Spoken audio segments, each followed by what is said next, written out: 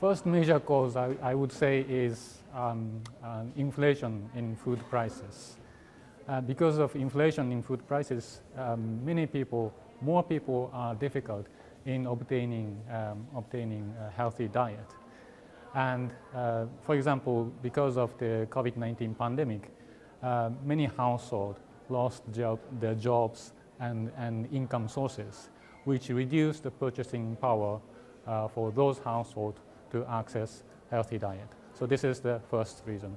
And second reason is, I would say, conflict.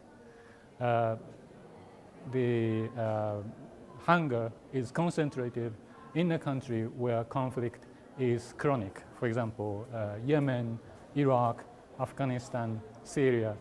In these countries, hunger has been increasing for the last many years. And also malnutrition is a serious issue in those conflict-affected countries. So the conflict is second major issue. And third reason, I would say, is climate change or extreme climate, which made farmers more difficult to produce healthy diets in a sustainable way. And also in short term, many farmers are affected by sudden onset extreme climate, like drought, floods, and so on. So farmers are losing their livelihoods, and at the same time, the supply from those farmers affect the global or national food security.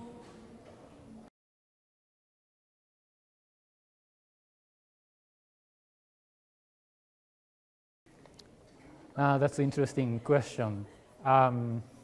Yes, first, I think this annual report of food security and nutrition in the world can raise broad awareness of the situation of food security and nutrition in the world, which is worsening.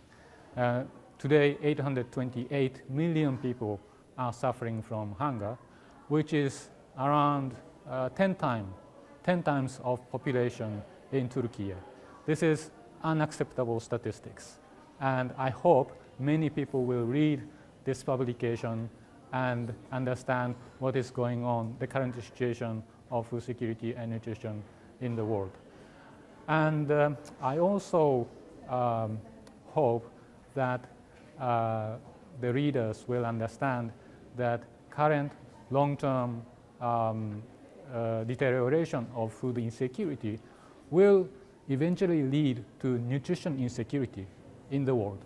Currently, nutrition situation has been progressing, but because for the last 5 years, 10 years, the progress of food security is stagnant, we may see soon an increase in chronic malnutrition, especially among vulnerable groups, such as children, women, or again, people affected by conflict. So I hope that, of course, I hope this will not happen and the food security situation will improve for the next few years. But if the situation further deteriorates, we may see a nutrition crisis in the future. And also, this report provides some concrete policy recommendations for policy makers and stakeholders. But these recommendations are based on global level analysis. So it's very important for national stakeholders, such as universities or research institutes, to analyze the policy options, to examine those policy recommendations to understand what will be the potential trade-offs, gains and trade-offs of policy options that national governments have.